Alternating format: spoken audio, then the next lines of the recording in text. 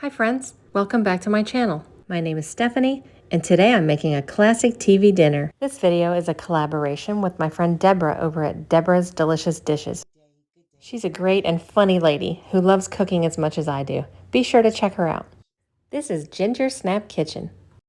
We'll start with Salisbury steak meatballs. To a mixing bowl, I added panko breadcrumbs, a little bit of milk or heavy cream, 1 large egg, 3 tablespoons of dried minced onions, 2 teaspoons of ketchup, 2 teaspoons of dry mustard, 2 teaspoons of Worcestershire sauce,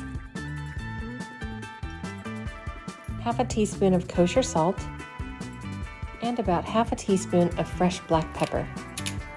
Then I stirred it all together until it was well combined.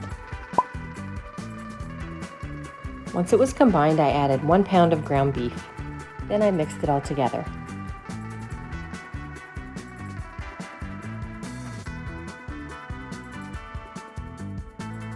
Then I remembered to add 1 teaspoon of garlic powder.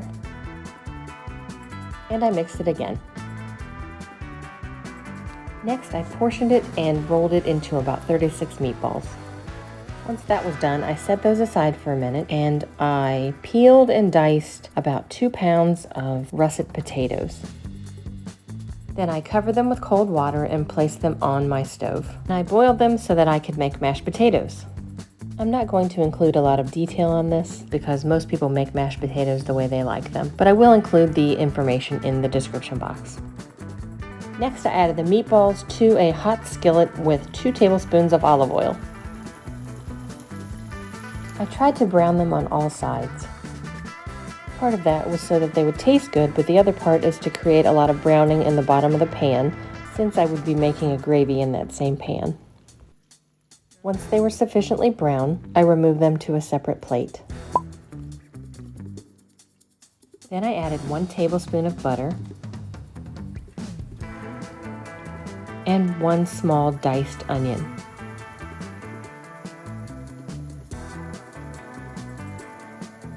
I stirred the onions around for a moment, then I added 8 ounces of sliced mushrooms.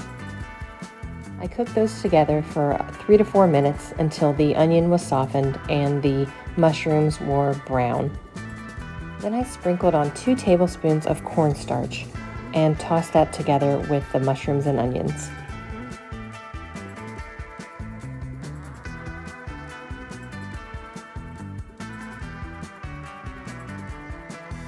After that, I added about 12 ounces of beef stock. I stirred that together with the mushrooms and onions to ensure that the cornstarch was fully incorporated and to make sure there were no lumps. Once the gravy came to a boil, I returned the meatballs to the pan. I tossed them in the gravy to make sure all of them were coated. Then I reduced the heat to low and turned my attention to the potatoes. Once they were tender, I drained off the water, then returned the pan to the stove to evaporate any excess moisture.